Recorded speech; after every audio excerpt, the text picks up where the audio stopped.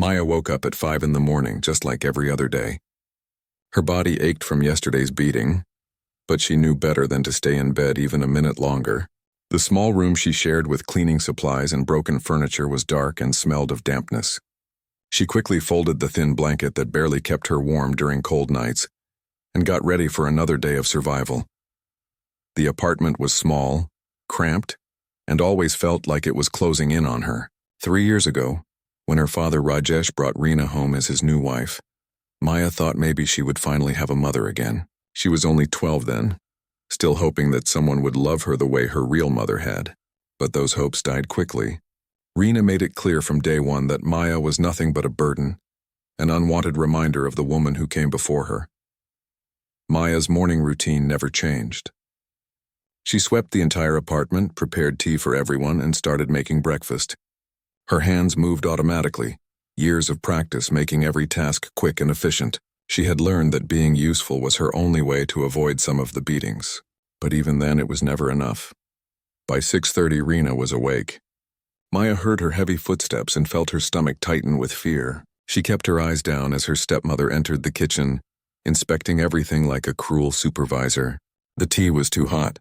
The rotis weren't perfectly round. The floor had a spot she missed. There was always something wrong. Always a reason for Reena's anger. The first slap came without warning, snapping Maya's head to the side. Her cheek burned, but she didn't cry. Crying only made things worse. She had learned that lesson many times over. Reena's 2 children, 10-year-old Rahul and 8-year-old Priya, watched from the doorway with blank faces. They had seen this so many times that it was just normal life for them now. Sometimes Maya wondered if they even remembered a time when their mother wasn't cruel. Rajesh, Maya's father, sat in the living room reading the newspaper. He heard everything. The slaps, the insults, his daughter's quiet gasps of pain. But he never said a word. He had stopped being her father the day he married Reena. Maya sometimes tried to remember when he had changed, when he stopped protecting her. But those memories felt like they belonged to a different life, a different girl. By the time she was 13, Maya had stopped going to school. Reena convinced Rajesh that education was a waste of money for a girl, that Maya should focus on household work instead. Her father agreed without even asking what Maya wanted. She remembered crying that last day, watching her classmates from the window knowing she would never see them again. Her dream of becoming a teacher, of standing in front of a classroom and helping children learn, had died that day. The neighbors knew what was happening. The walls were thin, and sound traveled easily in the old building. They heard Maya's cries, heard Reena's angry shouts, heard the sounds of violence that echoed through the corridors. But nobody ever knocked on the door. Nobody ever asked if she was okay. In their minds, this was a family matter, something private that outsiders shouldn't interfere with. Maya had learned that the world was full of people who chose to look away. Her body was covered in bruises, old and new ones layered on top of each other like a painful map of her suffering. Some days the beatings were for real mistakes. Other days they came because Reena was in a bad mood, because her husband ignored her, because the vegetables were expensive, because life wasn't going the way she wanted. Maya had become a punching bag for all of Reena's frustrations and anger.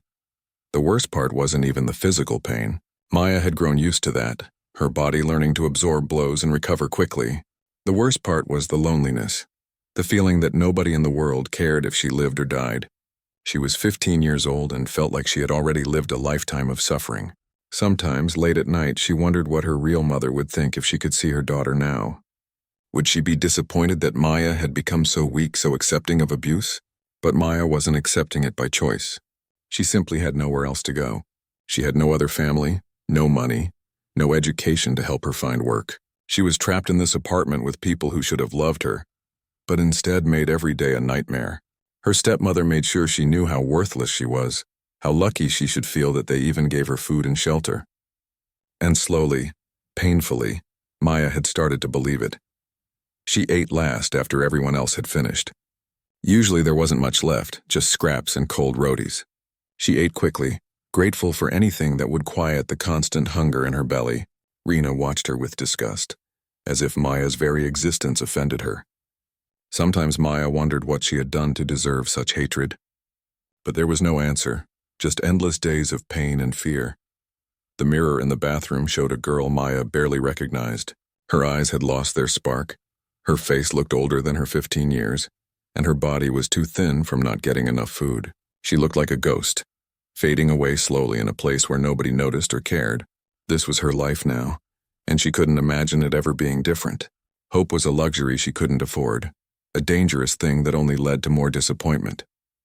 As the sun rose higher and the day continued, Maya went through her tasks like a robot. Washing clothes, cleaning rooms, preparing lunch, being invisible and silent. This was survival. This was all she knew. And somewhere deep inside, the little girl who once dreamed of being a teacher was dying, replaced by someone who just wanted to make it through each day without too much pain. But Maya didn't know that her life was about to change. She didn't know that in just a few hours a stranger would witness her suffering and decide to do something that nobody else had ever done. She didn't know that sometimes when you've lost all hope, that's exactly when life surprises you. For now, she just focused on surviving another day, never imagining that freedom was closer than she thought. Govind had been making the trip to Mumbai for almost 20 years now. Every month, he loaded his truck with fresh vegetables from his farm in Punjab and drove down to the city to sell them. It was a long journey, tiring and expensive, but the city markets paid better than the local ones back home. Since his wife and daughter died 3 years ago, these trips had become more than just business. They were an escape from the empty house that reminded him too much of everything he had lost. He was 50 years old, his hands rough from decades of farming, his face weathered by sun and grief. People in his village still whispered about the accident, how his wife and daughter had been coming back from a wedding when a drunk driver hit their car, how Govind had gotten the news while working in his fields, how he had fallen to his knees and wept like a child. 3 years had passed, but the pain was still fresh, like a wound that refused to heal. His daughter would have been 18 now. She had been bright, full of dreams and laughter. Sometimes Govind could still hear her voice calling him Papa, with that special affection that daughters have for their fathers. He kept her room exactly as it was, unable to pack away her things, unable to accept that she was really gone. His wife had been his partner in everything, running the household while he worked the farm. Together they had built a good life, a happy life. And then in one moment it was all taken away. The loneliness was crushing. Govind had stopped talking much, even to his friends and neighbors. What was there to say?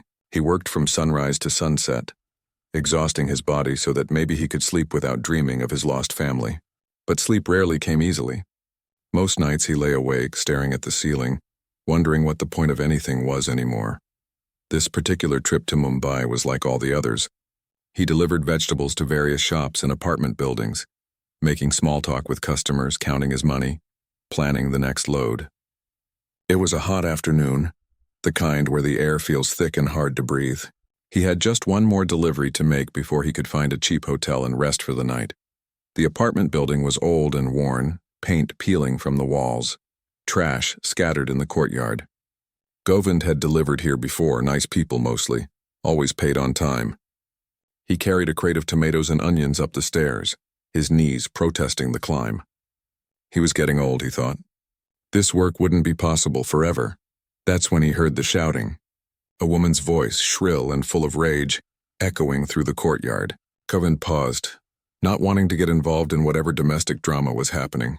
He had his own problems, didn't need anyone else's, but then he heard something else. Not shouting back, not arguing, just silence. And somehow that silence was more disturbing than any scream. He turned the corner and saw them. A well-dressed woman, clearly the lady of the house, dragging a thin girl by her hair across the courtyard. The girl couldn't have been more than 15. Her body limp like a rag doll, offering no resistance. The woman was screaming about burnt rice, about how useless the girl was, about what a burden she had become. And the girl just took it, her face completely blank, like she had left her body and was somewhere far away. Govind felt something break inside his chest. The girl reminded him of his daughter, not in looks but in age and vulnerability, and suddenly he was back in his daughter's school, remembering the day she came home crying because older girls had been bullying her. He had told her to be strong, to ignore them, that it would pass. But he hadn't done enough. He hadn't protected her the way a father should. And then she was gone and he never got the chance to make it right. But here now was another girl suffering. And this time he could do something. His voice came out stronger than he expected. "Stop, what are you doing?" He moved forward, his size and presence making the woman drop the girl's hair and step back. For a moment there was shocked silence. Strangers didn't interfere in Mumbai. People minded their own business. Who was this village man to challenge her in her own building? Reena recovered quickly, her face twisting with anger. She started to explain, to justify, to make it sound like the girl deserved punishment. But Govind wasn't listening to her words. He was watching the girl who had collapsed to the ground and was slowly trying to stand up. Her arms were covered in bruises, old yellow ones and fresh purple ones. Her clothes were old and torn, and her eyes, those empty eyes, they haunted him. He threatened to call the police. He made enough noise that other residents came to their windows watching. Reena backed down finally, dragging the girl inside and slamming the door. The show was over. The spectators disappeared. Govind stood there for a long moment, his heart pounding, his hands shaking. He delivered the vegetables to the right apartment, collected his payment, and left. But he couldn't leave the building. Something kept him there, sitting in his truck in the parking area, unable to start the engine and drive away. He kept seeing that girl's face, kept seeing his daughter's face overlapping with it. What kind of life was that child living? How long had the abuse been going on? Why wasn't anyone helping her? That night in his small hotel room, Govind couldn't sleep. He stared at the ceiling fan spinning slowly overhead and thought about his daughter. About all the ways he had failed her, all the small moments he had been too busy with work to notice she was struggling. She had been bullied at school for months before he really paid attention. She had been anxious, losing weight, having nightmares, and he had told her it was just teenage problems, that she would grow out of it. He had been a good father in many ways, but not good enough, not when it mattered most. The regret was a living thing inside him, eating him alive day after day. He couldn't bring his daughter back. He couldn't undo his mistakes. But maybe, just maybe, he could help this girl. Maybe saving her was a way to honor his daughter's memory. Maybe this was why fate had put him in that courtyard at that exact moment. By morning, he had made a decision that would change everything. It was crazy, probably impossible, definitely complicated, but Govind hadn't felt this sense of purpose in 3 years. For the first time since the accident, he had a reason to do something beyond just existing. He was going to save that girl, whatever it took. He was going to give her the chance his daughter never got. And maybe in helping her, he could finally forgive himself for all the ways he had failed as a father. He got up, washed his face, said a prayer to his dead wife and daughter, and headed back to that apartment building. He didn't have a perfect plan. He didn't know if it would work, but he knew he had to try. Because sometimes, when you've lost everything, the only thing left is to help someone else find what you've lost. And for Govind, that meant giving this unknown girl a chance at a life worth living. When Govind showed up at the apartment the next morning, Reena thought he had come to apologize for interfering. She opened the door with that superior look on her face, ready to lecture him about minding his own business. Instead, Govind asked to speak with her husband. There was something in his tone, calm but firm, that made her pause. She called for Rajesh, and the three of them sat down in the small living room while Maya was ordered to make tea. Govind watched the girl shuffle into the kitchen, her movements slow and painful. She kept her head down, didn't make eye contact with anyone. This was a child who had learned to make herself invisible, to take up as little space as possible. It broke his heart. He got straight to the point. He wanted to take Maya to his village in Punjab. She would live with him, go to school, have a proper chance at life. He would be responsible for her completely. She wouldn't be a servant, he made that very clear. She would be like family, like the daughter he had lost. He would give her everything she needed to build a future for herself. The room went silent. Reena and Rajesh stared at him like he had grown two heads. Take their daughter. This strange farmer wanted to take their daughter to another state. It was absurd, impossible, completely inappropriate. But Govind had expected this reaction. He had spent all night thinking through every objection they might raise. Rajesh started to refuse immediately. What would people say? What would relatives think? This was his daughter, after all. But Govind noticed how his eyes shifted when he protested. There was no real concern there, no father's love, just calculation, wondering what angle this stranger was playing. That's when Govind mentioned money. He would pay them for the years they had fed and housed Maya, compensation for their trouble. It was a gamble, betting that greed would win over whatever small attachment they might have. And he was right. Rajesh's expression changed instantly. He sat up straighter, suddenly interested. How much money were they talking about? Reena was smarter than her husband. She saw the opportunity but also the potential problems. What if this man was dangerous? What if something happened to the girl and they got blamed?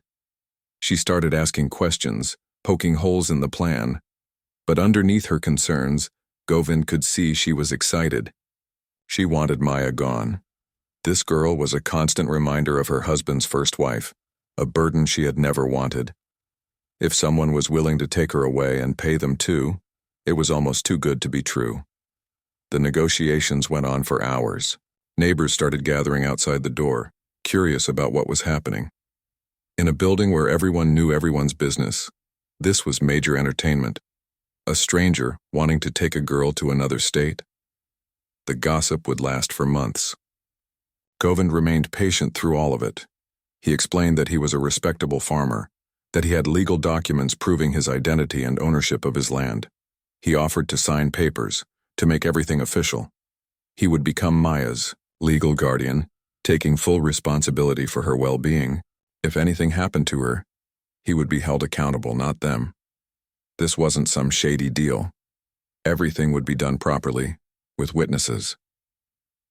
Through all of this, Maya stood in the corner of the room, feeling like she was watching a scene from someone else's life.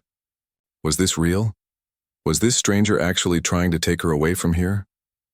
A part of her wanted to feel hope, but hope was dangerous. She had learned that the hard way. Every time she had hoped things would get better, they only got worse. What if this man was worse than Reena? What if she was going from one nightmare to another? But then she looked at him, really looked at him. His eyes were sad but kind. His voice was gentle even when Reena was being difficult. And when he talked about his dead daughter, there was real pain there, real love. This wasn't a man who wanted to hurt her. This was a man who was hurting and somehow thought saving her might help heal his own wounds. The money Govind offered was substantial, more than Rajesh made in 6 months. His eyes practically glowed, with greed as he calculated what he could do with that amount. New television, some gold jewelry for Reena to stop her nagging, maybe even a better apartment. And all he had to do was sign away a daughter he had stopped caring about years ago. It seemed like an easy choice. Reena was already planning how she would explain this to relatives. They would say Maya had gotten an opportunity for education, a chance they couldn't provide. They would make themselves look generous, like they were sacrificing for their daughter's future. Nobody needed to know about the money or the real reason they were letting her go. By afternoon, everything was arranged. Govind had brought a local lawyer to draft the guardianship papers. Several neighbors agreed to act as witnesses, their signatures making everything legal and binding. Rajesh signed without hesitation, barely reading the documents. Maya watched her father give her away to a stranger for money and felt nothing. No sadness, no anger, just emptiness. He had stopped being her father a long time ago. This just made it official. Govind handed over the money in cash, counting it out carefully while everyone watched. Rajesh tried not to look too eager as he grabbed the notes, but his hands were shaking. Reena was already smiling, thinking about all the things she would buy now that the burden of feeding Maya was gone. Then Govind turned to Maya and spoke directly to her for the first time. His voice was soft, respectful. "Pack your things, take anything that belongs to you, take your time." It was such a simple kindness, but it made Maya's throat tight. Nobody had spoken to her like that in years, like she was a person who mattered, whose feelings deserved consideration. She went to her small room and looked around. There wasn't much to pack. 2 old salwar kameez that were more patches than original cloth. A faded photograph of her mother that she kept hidden under her mattress, the only proof that someone had once loved her. A small notebook where she used to write before Reena threw away all her school books. That was it. 15 years of life fit into a small cloth bag. As she held her mother's photograph, tears finally came. She traced her mother's smiling face, with one finger wishing desperately that she was still alive. Everything had gone wrong after she died. But maybe, somehow, her mother had sent this stranger to save her. Maybe this was her mother's way of still protecting her, even from beyond death. When Maya came out with her bag, the neighbors were still gathered, whispering and staring. She felt their eyes on her, heard the judgment in their whispers. Some probably thought she was being sold. Others might have believed the story about education. Nobody really cared about what she wanted or how she felt. She was just today's entertainment. Govind took her bag gently and gestured toward the door. As they walked out, Maya didn't look back. Not at her father counting his money, not at Rena already planning her shopping, not at the room where she had suffered for so long. She kept her eyes forward, her heart pounding with terror and hope in equal measure. She was leaving the only home she had ever known to go with a complete stranger, to a place she had never seen.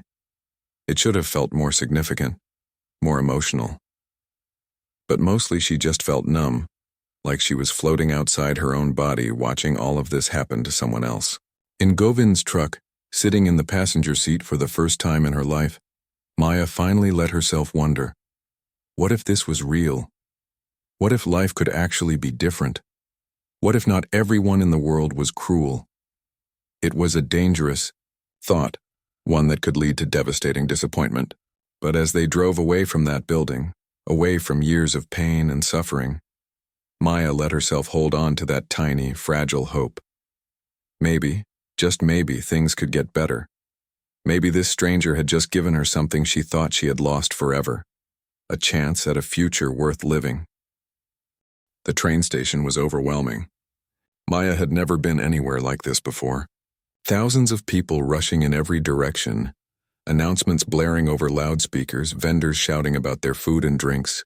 She stayed close to Govind, her small bag clutched tightly in her hands, afraid of getting lost in the chaos. He seemed to know exactly where to go, leading her through the crowds with the confidence of someone who had done this journey many times.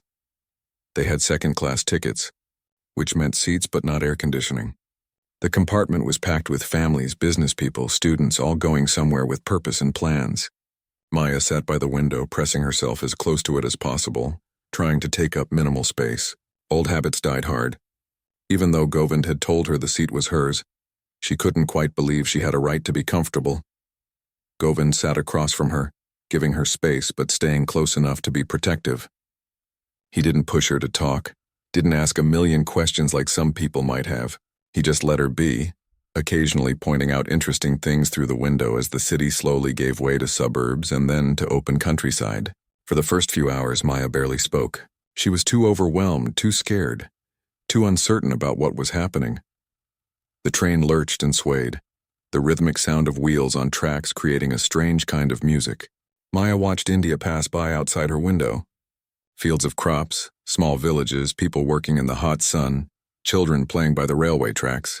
She had lived her whole life in that cramped Mumbai apartment, never knowing there was so much space in the world, so much sky and land stretching on forever. Around lunchtime, a vendor came through selling tea and snacks. Govind bought samosas and 2 cups of chai, handing them to Maya without asking if she wanted any. She stared at the food, unsure. Was this a test? Would she get in trouble for eating? Her stomach growled loudly, betraying how hungry she was. She hadn't eaten breakfast that morning, too nervous and confused by everything happening. Govind noticed her hesitation and understood immediately. This girl had been trained to wait for permission, to expect punishment, to fear even basic things like eating. It made him angry, not at her but at the people who had done this to her. He smiled gently and took a bite of his own samosa, showing her it was okay. "Eat," he said simply. "You must be hungry. The journey is long." Maya ate slowly at first, then faster as hunger took over. The samosas were hot and delicious, better than anything she had tasted in years. She finished both of them and drank the sweet tea, feeling warmth spread through her body. When was the last time someone had bought her food? When was the last time she had eaten without feeling like she was stealing or taking more than she deserved? As the afternoon wore on and the train continued north, Govind started talking, not asking her questions, which she appreciated, but telling her about himself. He talked about his village, how it was small and quiet, surrounded by wheat fields that turned gold at harvest time. He talked about his farm, The hard work, but also the satisfaction of growing things, of working with nature. He described the mountains you could see in the distance on clear days, the river where children played in summer, the temple where people gathered for festivals. Then, carefully, he talked about his family. His wife, who had been his best friend since childhood. His daughter, who loved books and wanted to be a doctor. The accident that took them both away 3 years ago. His voice cracked when he spoke about them, and Maya saw tears in his eyes that he didn't bother to hide. Here was this grown man, this stranger who had saved her, crying openly about his loss. She had never seen a man cry before. Her father certainly never had, at least not where anyone could see. Govind told her about his daughter's room, which he had kept exactly as it was. Her books still on the shelves, her clothes still in the closet, her drawings still pinned to the walls. He said Maya would have that room now, that she could change anything she wanted or keep it as it was, whatever made her comfortable. He wanted her to know that she wasn't replacing his daughter. Nobody could ever do that. But maybe they could help each other, two broken people trying to figure out how to keep living. For the first time since leaving Mumbai, Maya spoke more than a few words. "Why?" she asked, her voice rough from not being used much. "Why are you doing this for me? You don't even know me." Govind was quiet for a moment, watching the fields roll by outside. When he answered, his voice was honest and raw. "Because I failed my daughter. I didn't see she was struggling until it was too late. I was always too busy, too focused on work, too sure that small problems would solve themselves. And then she was gone, and I never got to make it right." He looked at Maya directly, his eyes full of pain and purpose. "I can't save my daughter, but maybe I can save you. Maybe that's what she would want me to do. Maybe that's how I honor her memory." Maya didn't know what to say to that. She had never thought about her own suffering, meaning anything to anyone else. She was just a girl nobody wanted, a burden, worthless. But this man saw her differently. He saw someone worth saving. It was confusing and overwhelming and terrifying and wonderful all at once. As evening came and the sky turned orange and pink, Govind bought dinner from another vendor. Simple roti and dal, but hot and filling. They ate together in comfortable silence, the train rocking gently beneath them. Other passengers were settling in for the night, some sleeping, others talking quietly with their families. Maya felt strange being part of this normal world, where people traveled and ate and lived without fear. The night journey was harder. In the darkness, with nothing to see outside and the train car lit by dim overhead lights, Maya's mind started spinning. What if this was all a terrible mistake? What if Govind's village rejected her? What if he changed his mind and sent her back? What if she was a burden to him like she had been to Reena? The fears came rushing in, making her chest tight and her breathing shallow. Govind seemed to sense her panic. He didn't make a big deal of it, just spoke quietly about simple things. The weather in Punjab this time of year, the festivals coming up, the school she would attend, which was small but had good teachers. He painted pictures with his words, giving her something to hold on to when the fear threatened to drown her. Eventually, exhausted emotionally and physically, Maya fell asleep sitting up, her head resting against the window. She had nightmares, as she always did, jerking awake several times in panic. Each time she saw Govind still awake, still watching over her protectively, and somehow that helped. Someone was there. Someone was keeping her safe.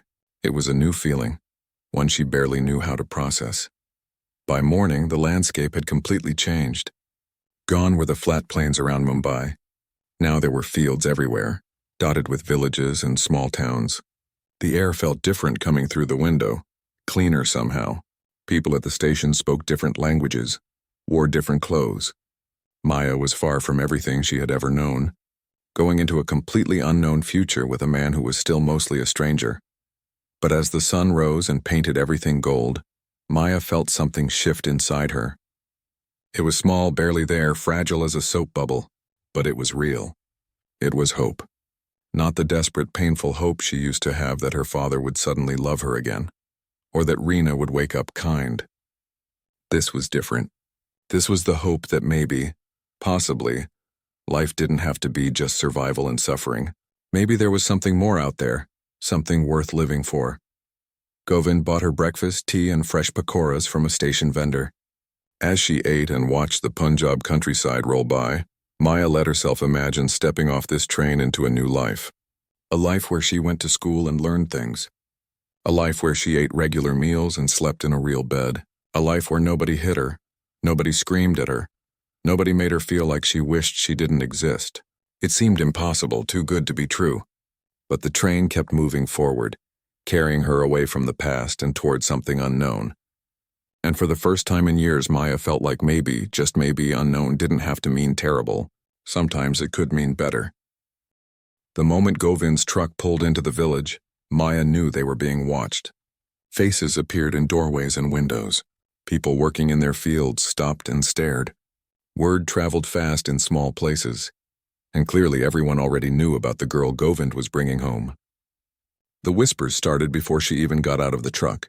The village was beautiful in a way Maya had never experienced. Open sky, clean air, houses with actual space between them. But she barely noticed the beauty, because she felt every single pair of eyes burning into her. She kept her head down, following Govind into his house, trying to make herself invisible the way she had learned to do so well. Govind's house was modest but comfortable. 2 bedrooms, a kitchen, a sitting area, and a small courtyard. After the cramped Mumbai apartment, it felt huge. He showed her around quietly, pointing out where things were, telling her to make herself at home. Then he showed her the bedroom that had belonged to his daughter. It was frozen in time, exactly as a teenage girl had left it 3 years ago. Posters on the walls, books stacked on a desk, clothes still hanging in the closet, a life interrupted, preserved like a museum. Maya felt wrong being there, like she was intruding on something sacred. But Govind gently encouraged her to settle in, told her she could change anything she wanted. This was her room now, her space, her home. But home was going to be complicated, she realized quickly. Within an hour of their arrival, Govind's sister-in-law showed up. Her name was Savitri and she was furious. She barged into the house without knocking, her face red with anger, and started yelling at Govind. What was he thinking, bringing home a teenage girl? What would people say? What would her dead sister's family think? This was inappropriate, shameful, and probably illegal. Maya stood in the corner of the sitting room, making herself as small as possible while Savitri ranted. The woman kept pointing at her, calling her that girl like Maya was something dirty. Govind tried to explain, tried to show the legal papers, tried to make Savitri understand his intentions were pure. But she wouldn't listen. She stormed out eventually, threatening to tell the entire village, to call the elders, to make sure everyone knew what Govind had done, and she kept her promise. By evening, the entire village was talking about nothing else. Govind the farmer had brought home a young girl from Mumbai. The stories grew wilder with each telling. Some said he had bought her. Others said she was a runaway. The more creative gossip suggested there was something inappropriate going on, that Govind's grief had made him lose his mind and morals. The next morning, the village elders called for a meeting. It was held under the big tree in the center of the village, where all important discussions took place. Everyone gathered, the entire village turning out to watch. Maya had to stand there in front of them all, dozens of strangers staring at her, judging her, making assumptions about who she was and what she had done. The head of the village council was an old woman named Kamlesh. She was maybe 70, with steel-gray hair and eyes that seemed to see right through people. She listened carefully as Govind explained everything. How he had witnessed Maya being abused, how her father had legally signed over guardianship, how his only intention was to give her a chance at education and a better life, to honor his daughter's memory by helping another child in need. Savitri spoke against him, saying it looked bad that people would talk, that Govind should have considered his reputation and his dead wife's honor. Others chimed in with their concerns, some genuinely worried about propriety, others just enjoying the drama, wanting to be part of the most interesting thing to happen in the village in months. Through all of it, Maya stood with her head down, feeling shame burn through her even though she had done nothing wrong. This was what she had feared on the train. That she would be a burden, that she would cause problems, that she would ruin Govind's life just by existing. Maybe she should have stayed in Mumbai. Maybe she should have just accepted her fate instead of hoping for something better. Then Kamlesh spoke. Her voice was quiet, but everyone fell silent to hear it. She called Maya forward, asked her to lift her head and show her arms. Slowly, terrified, Maya obeyed. She rolled up her sleeves and showed the bruises, the old scars, the marks of years of abuse. The crowd gasped. Some looked away. Others stared in horror. These were simple village people, used to hard work and strict discipline, but this was different. This was a child who had been badly hurt repeatedly for years. Kamlesh asked Maya direct questions. Had Govind hurt her? No. Had he made her uncomfortable? No. Did she want to be here? Maya looked at Govind, at this man who had saved her for reasons she still didn't fully understand, and nodded. Yes. She wanted to be here. She wanted a chance at something better than what she had left behind. The old woman studied them both for a long moment. Then she made her ruling. Govind's guardianship would be allowed, but with conditions. A local widow named Meera would check on Maya regularly, make sure she was being treated well, make sure she was safe and happy. The village would watch over her, not with suspicion, but with protection. If anyone saw anything inappropriate, anything concerning, they would speak up immediately. But if Govind was truly trying to do good, trying to help a child in need, then the village would support that. It wasn't a complete victory. Govind could see the doubt in some faces, hear the continued whispers as people dispersed. His reputation had taken a hit, and some neighbors would probably always wonder about his real intentions. But it was enough. Maya could stay. She had a chance. That evening, Meera came to the house. She was maybe 40, a widow who had lost her husband 5 years ago and now made a living doing tailoring work. She had kind eyes and a no-nonsense manner. She sat down with Maya while Govind made tea, asking her questions about her life in Mumbai, about how she was feeling, about what she hoped for in the future. Maya found herself actually talking more than she had talked to anyone in years. There was something about Meera that felt safe, that made words come easier. She told her about Reena's cruelty, about her father's abandonment, about the loneliness and fear that had defined her life. And Meera listened without judgment, without pity, just with understanding. She had her own hard story, her own struggles. She knew life could be brutal, especially for women and girls. Before leaving, Meera made it clear to both Govind and Maya that she would be coming by often. It's not because she thought Govind was a bad man, she said, looking him in the eye, but because the village had entrusted her with Maya's well-being, and she took that responsibility seriously. Any problems, any concerns, anything at all, Maya should tell her immediately. She squeezed Maya's hand and promised she was not alone anymore. Over the next few days, a routine began to form. Maya woke up each morning half expecting to be back in Mumbai. But instead, she was in this clean room with morning sunlight streaming through the window. Govind made breakfast for both of them. Simple food, but plenty of it. He never made her cook or clean, though she tried to help out of habit. He gently insisted that her job was to rest, to heal, to start preparing for school. The village's attitude slowly began to shift. People saw Maya walking to the market with Govind, saw how he treated her with respect and care, saw how she was just a scared girl, not some scheming troublemaker. Some of the women started smiling at her, saying hello. Children were curious, asking questions that their parents hushed but didn't scold them for. But there were still cold shoulders, still suspicious looks, still whispers that stopped when Maya walked by. She knew she would have to prove herself, would have to show the village that she deserved to be here. It was exhausting, feeling like she was on trial every single day, but it was still better than Mumbai. At least here nobody was hitting her. At least here she had enough food. At least here someone actually cared if she lived or died. Meera became a regular presence, coming by 3 or 4 times a week. She taught Maya how to cook Punjabi dishes, very different from the Mumbai food she was used to. She told stories about the village, who was related to whom, which families had feuds, where the best shops were. She made Maya laugh sometimes with her dry observations and funny comments about village politics. Slowly, carefully, Maya began to believe this might actually work. The village might accept her eventually. Govind seemed genuinely committed to helping her. She had people like Meera who were watching out for her. It wasn't perfect. She still had nightmares. She still flinched at loud noises. She still had moments of panic where she was sure it would all fall apart. But those moments were getting less frequent. The hope she had felt on the train was growing stronger, putting down tiny roots in her heart. 1 month after arriving in the village, Maya stood in the courtyard helping Govind water his plants. The sun was setting, painting the sky in shades of orange and purple. From somewhere nearby she could hear children playing, their laughter carrying on the evening breeze.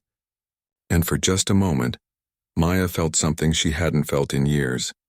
She felt peace, not complete, not perfect, still fragile and uncertain, but real.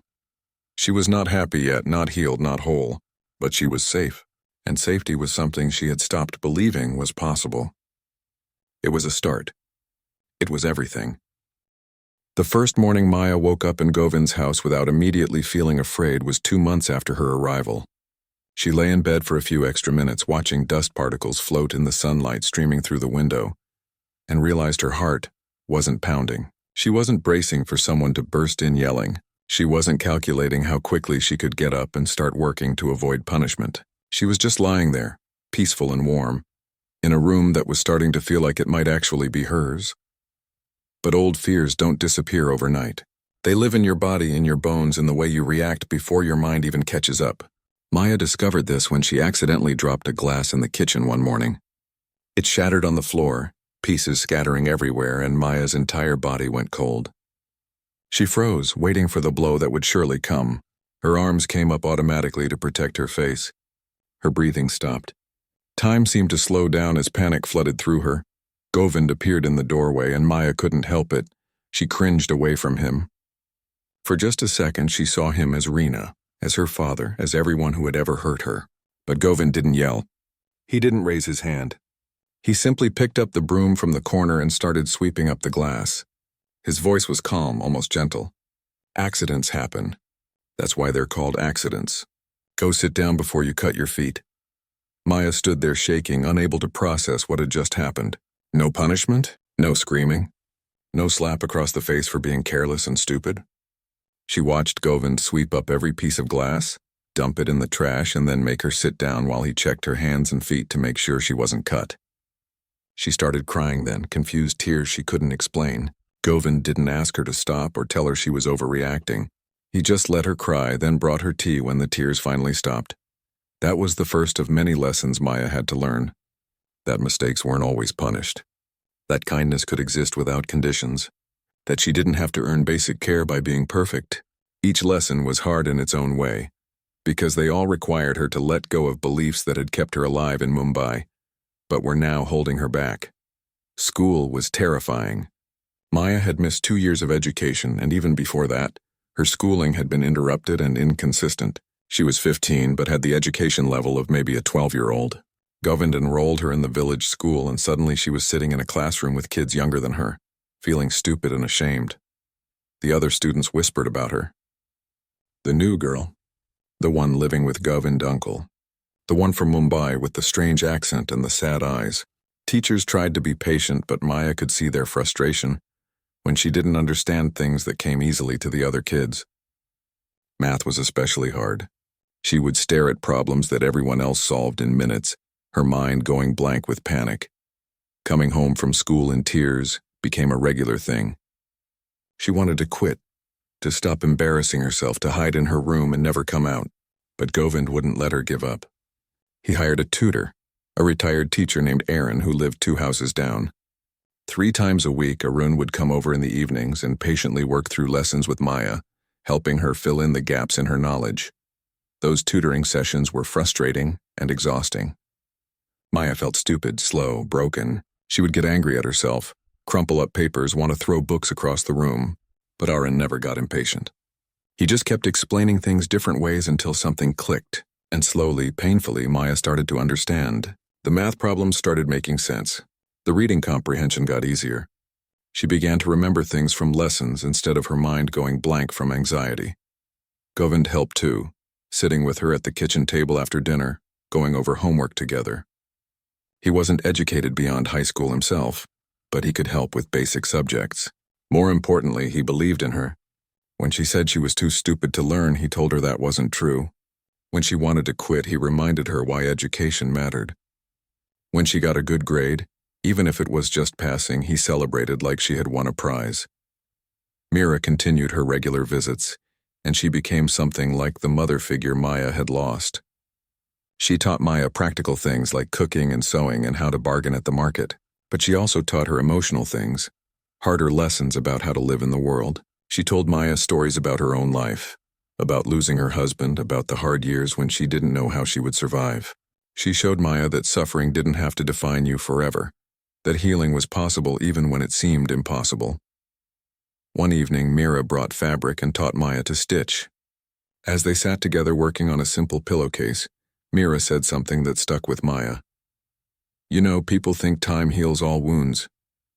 But that's not quite right. Time doesn't heal. Time just gives you space to do the healing work. The work is hard, but it's worth it. Maya thought about that a lot. She was doing the work, wasn't she? Going to school even when it was hard. Letting Govind care for her even when trust felt dangerous. Trying to build friendships with other girls at school, even though opening up to people terrified her. Learning to believe that she deserved good things, that she wasn't worthless, that her life had value. It was the hardest work she had ever done, harder than any amount of household chores or physical labor. The nightmares were still there, but they came less often now. Maybe 3 nights a week instead of every night. Maya would wake up gasping, thinking she was back in Mumbai, and it would take several minutes for her to remember where she actually was. Sometimes she would get up and find Govind sitting in the living room, unable to sleep because of his own grief and memories. They would sit together in the darkness, 2 people who had both survived terrible things, not talking much, just keeping each other company. 5 months after arriving in Punjab, something shifted. Maya was helping Govind in the fields, learning how to work with the land, how to understand the seasons and the crops. It was hard physical work, but satisfying in a way cleaning apartments had never been. She was creating something, helping things grow, part of something bigger than herself. As they worked side by side, pulling weeds from between wheat plants, Maya realized she felt comfortable with him now. The constant wariness had faded. She didn't flinch when he moved quickly. She didn't calculate escape routes in every room. She actually felt safe. That evening, as they sat on the porch watching the sunset, Maya did something she had never done before. She initiated a conversation, not just answering questions, but actually starting one. She asked Govind about his daughter, what she was like, what her dreams had been. And he told her, his voice full of love and loss, about a girl who loved books and wanted to change the world. Then he asked Maya about her mother, and for the first time since she was 12 years old, Maya talked about her. She told stories she had kept locked away, memories she had protected like precious treasures. Her mother's laugh, the way she used to braid Maya's hair, the bedtime stories, the feeling of being loved unconditionally, completely without having to earn it. Talking about her hurt, but it felt good too, like letting light into a dark room. She would be proud of you, Govind said quietly. Look at how hard you're working. Look at how you haven't given up despite everything. That takes real strength. Maya had never thought of herself as strong. She had always felt weak, like a victim, like someone things happened to rather than someone who made things happen. But maybe Govind was right. Maybe surviving took strength. Maybe choosing to keep going, to keep trying, to keep hoping despite everything, was actually the hardest and bravest thing a person could do. By the time they went inside that night, something had changed between them. They weren't quite family, not yet. The wounds were still too fresh, the trust still too new. But they were something. They were 2 people who understood loss and were helping each other figure out how to keep living. They were becoming what they both needed, filling empty spaces in each other's lives without trying to replace what was lost. That night, Maya called Govind uncle for the first time. It slipped out naturally as she said goodnight.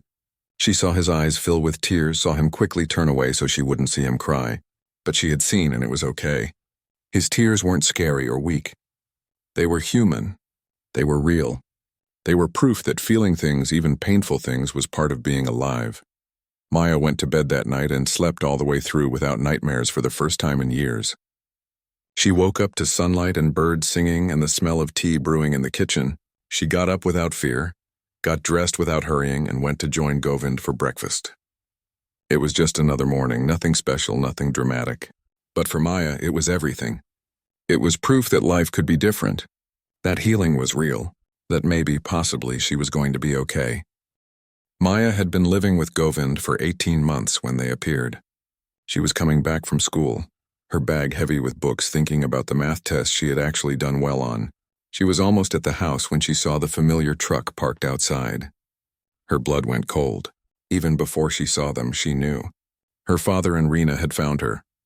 They were sitting in Govind's living room when she walked in, Rajesh looking uncomfortable and Reena with that familiar, calculating expression on her face. Maya froze in the doorway, her books falling from her hands with a crash. All the safety she had built over the past year and a half vanished in an instant. She was 12 years old again. helpless and terrified. Govind appeared from the kitchen, his face grim but his voice steady. Maya, it's okay. They just arrived. We're talking, but it wasn't okay. Nothing about this was okay. Her hands were shaking so badly she had to clasp them together. Rajesh stood up, attempting a smile that didn't reach his eyes. Maya, beta, look how much you've grown. We've missed you so much. The lie was so obvious, so insulting that Maya almost laughed, but fear kept her frozen. Reena's eyes traveled over her, taking in the clean clothes, the healthy weight Maya had finally gained, the books scattered at her feet. Maya could see her stepmother doing calculations, seeing opportunity. The story came out slowly through Govind's careful questions and their evasive answers. Rajesh had gambled away the money Govind had given them within 6 months. He had gotten into debt, borrowed from dangerous people, made bad decision after bad decision. They had been evicted from their apartment. Reena's jewelry had been sold. They were living with relatives who made it clear they weren't welcome. And then someone had mentioned seeing Govind at a market, had mentioned he was doing well, had a nice farm, was taking good care of some girl from Mumbai. And suddenly they remembered they had a daughter. Or more accurately, they remembered they had a resource they could exploit. Reena played her part perfectly. She wiped fake tears from her eyes and talked about how much they regretted letting Maya go, how they realized they had made a terrible mistake, how a child belonged with her real family. She painted a picture of parents who had made a painful sacrifice for their daughter's education, but now wanted her back in the loving arms of her family. It made Maya sick to listen to. Every word was a lie. They didn't love her. They had never loved her. They just saw her as a way to get money from Govind. Maybe an ongoing allowance if they played this right. She could see the scheme forming in Reena's eyes as she spoke. Govind remained calm, but Maya could see the anger and the tension of his shoulders. He asked pointed questions. Why now? Why wait 18 months? If they missed her so much, why hadn't they called or written? The guardianship papers were legal. They had signed away their rights. Maya was settled here, doing well in school, building a life. That's when Rajesh changed tactics. His voice got harder, more demanding. She was still his daughter. Blood was blood.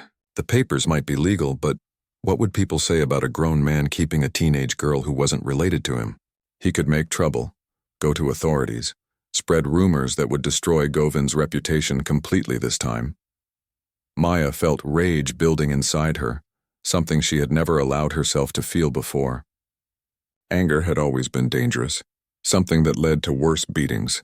But now, watching her father threaten the one person who had ever truly cared for her, she felt fury like fire in her chest. No. Her voice came out stronger than she expected.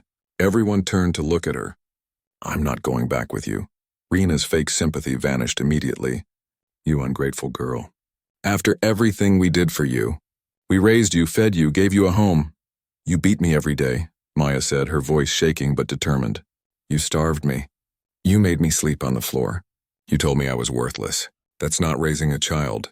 That's torture. Rajesh looked uncomfortable, maybe even ashamed, but Reena was just angry now. She stood up, taking a step toward Maya.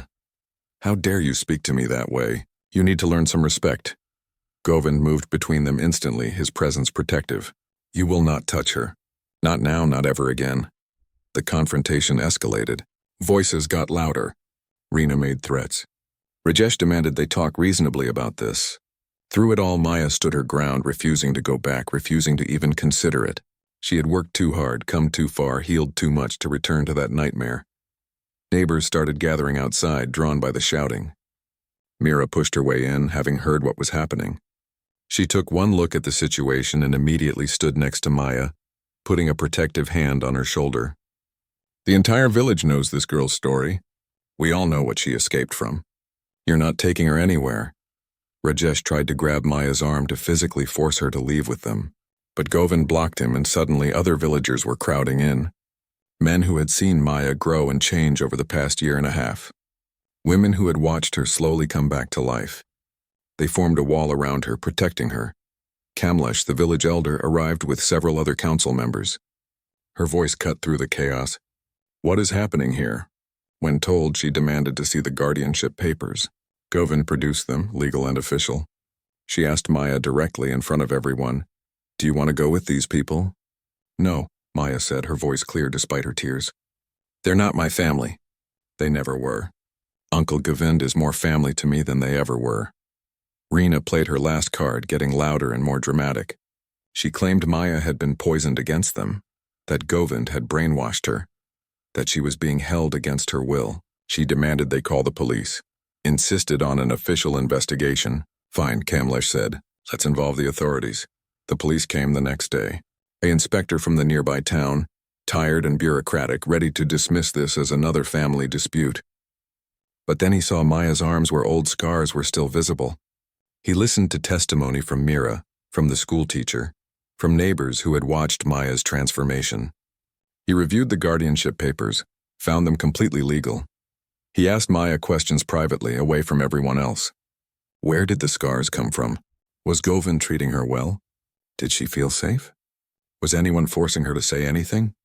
Maya answered honestly, her voice steady despite her fear. She told him about Mumbai, about the daily beatings, about being pulled out of school. She told him about the past 18 months, about going back to school, about having enough food, about feeling safe for the first time in her life. The inspector made his decision. The guardianship was legal. Maya was being well cared for. She was nearly 17 years old enough that her wishes mattered.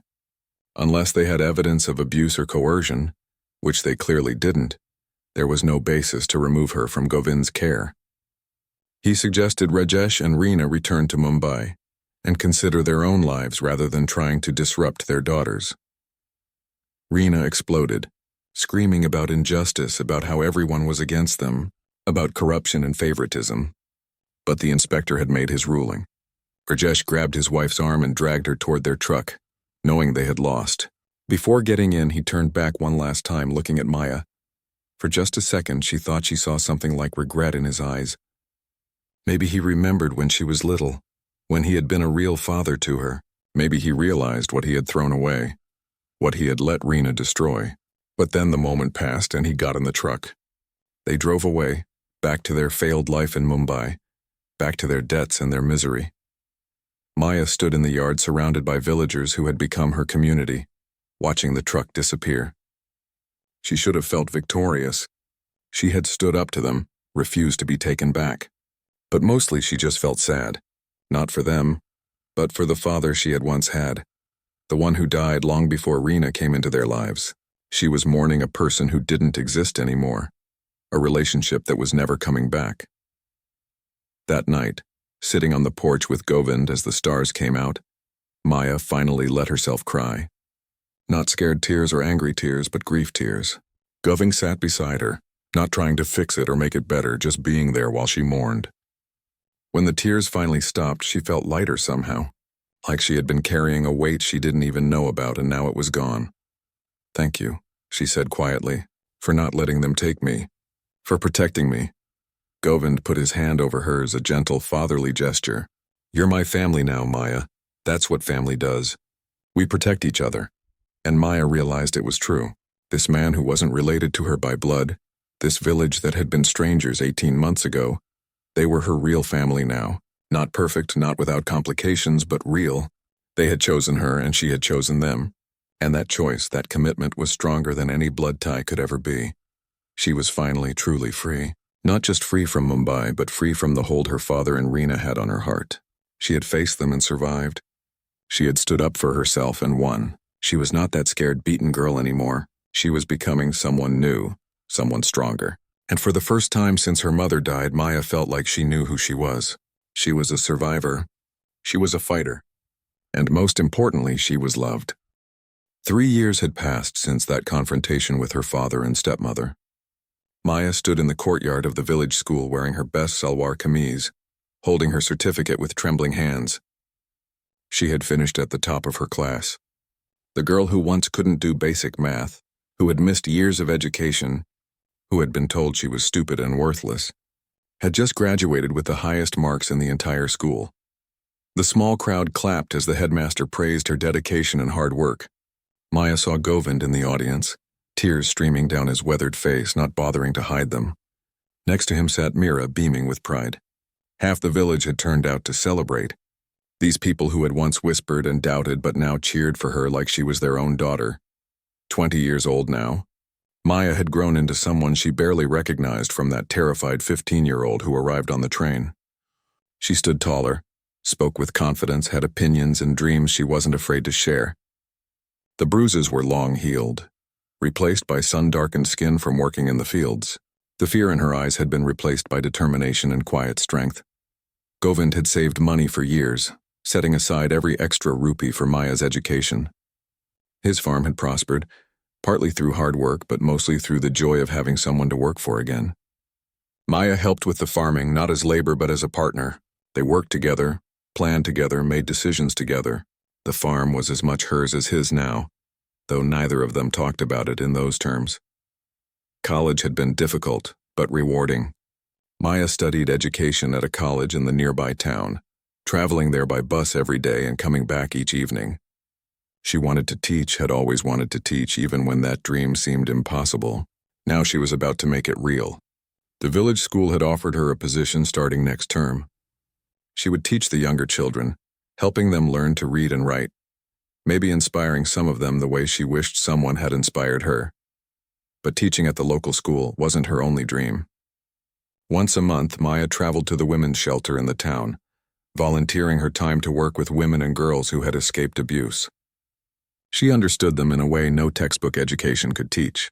She knew the fear, the shame, the difficulty of trusting again. She could look them in the eyes and honestly say, "I survived this too, and you can too." Some of the women at the shelter were in bad shape, broken in ways Maya recognized. Others were just starting to heal, taking their first steps toward a new life. Maya helped them with practical things like filling out forms and finding jobs, but she also helped with the harder things like believing they deserved better, like understanding that the abuse wasn't their fault, like learning to hope again. One girl in particular reminded Maya of herself. She was 16, had run away from a home where her uncle was hurting her and was terrified of everything and everyone. She wouldn't speak for the first 3 visits. Just sat in the corner, arms wrapped around herself, eyes empty. But Maya kept coming back, kept sitting with her, kept being a quiet presence. And eventually, slowly, the girl started to open up. Her name was Anjali, and helping her heal became something sacred for Maya. She saw her younger self in this girl, saw the same pain and fear and desperate hope for something better. She told Anjali her story, not to compare suffering but to show that surviving was possible. And she watched as week by week, month by month, Anjali started to come back to life, started to smile occasionally, started to believe that maybe the world wasn't entirely cruel. The day Anjali got her first job as a helper in a local shop, she hugged Maya and cried. "You saved my life," she said. But Maya shook her head. "No, you saved your own life by being brave enough to leave. I just walked beside you while you figured out how."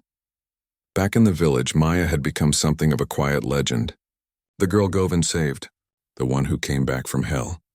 People pointed her out to visitors, told her story in hushed, respectful tones. Some mothers used her as an example for their daughters, proof that education and determination could change everything. She didn't love the attention, preferred to just live her life quietly. But if her story helped someone, gave someone hope, she could accept it. Every year on the anniversary of the day, Govind brought her to Punjab. They visited the cemetery where his wife and daughter were buried. It had become a tradition, a way to honor the memory that had saved Maya's life. She placed flowers on the graves and said a silent thank you to a girl she never met, but who had changed her destiny. "Your daughter would be proud of you," Maya told Govind once as they stood by the graves, "not just for saving me, but for keeping her memory alive in such a beautiful way." Govind wiped his eyes. "I think she would be proud of you. You've become the kind of person she would have wanted to be friends with, strong, kind, making the world a little better." The relationship between them had deepened and evolved over the years. He was her guardian legally, but he felt more like a father. She was his ward officially, but she felt like the daughter he lost. They never used those exact words, too aware of the pain those labels carried. But the love was there, unspoken but real. They were family in the way that mattered most, by choice and commitment rather than just blood. Maya had started college fund for girls in the village, using part of her teaching salary and donations from villagers. 3 girls were currently studying because of that fund, girls whose families couldn't afford to send them to school. Watching them walk to the bus stop each morning, Books under their arms and dreams in their eyes filled Maya with a satisfaction she couldn't put into words. She was creating ripples, changing lives, making sure other girls got chances she almost didn't get. Sometimes she thought about her mother, wondered what she would think of the woman Maya had become. She liked to imagine her mother would be proud, would be happy that Maya had found love and safety even after losing her. The photograph she carried from Mumbai was faded now, cracked and worn from being held so many times.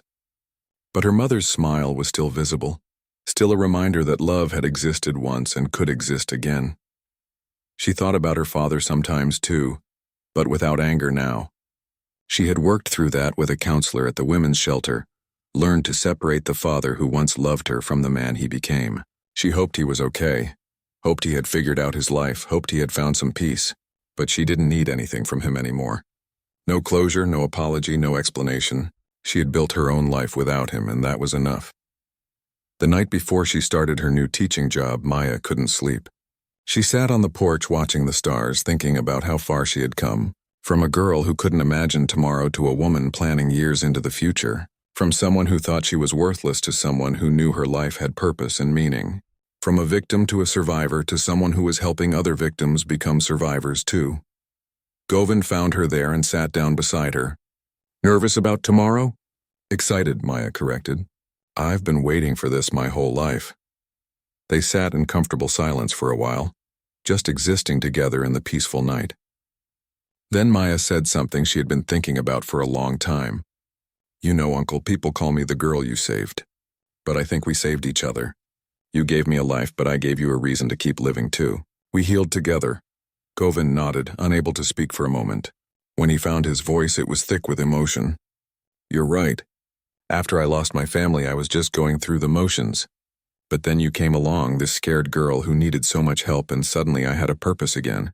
You gave my pain meaning. You gave my daughter's memory a living legacy. I hope I've made you proud," Maya said softly. "Every single day," Govind assured her. "Every single day." The next morning, Maya walked into her classroom for the first time as a teacher, not a student. 20 children stared up at her with curious eyes, and she saw herself in some of their faces.